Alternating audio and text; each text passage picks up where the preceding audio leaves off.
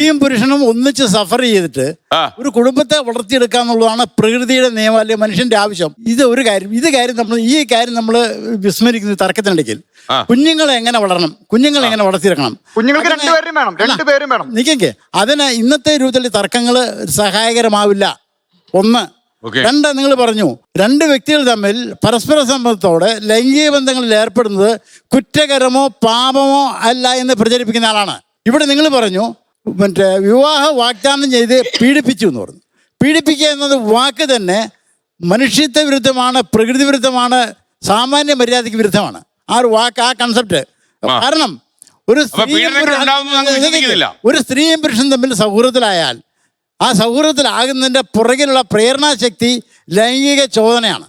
ആ ലൈംഗിക ചോദന അവർ പ്രയോജനപ്പെടുത്തി ലൈംഗിക ബന്ധങ്ങൾ കുറ്റകരവും പാപവുമാണെന്ന് കോടതികൾ, സാമൂഹ്യ വിമർശകർ ആ രൂപത്തിൽ വ്യാഖ്യാനിക്കാൻ തുടങ്ങുന്നത് യഥാർത്ഥത്തിൽ വളരെ മേച്ഛകരമാണ്. ഒരു സൈക്കോളജി മറുപടി വരട്ടെ. താങ്കൾ പറഞ്ഞ വളരെ വിശാലമായ ഒരു കോൺസെപ്റ്റാ.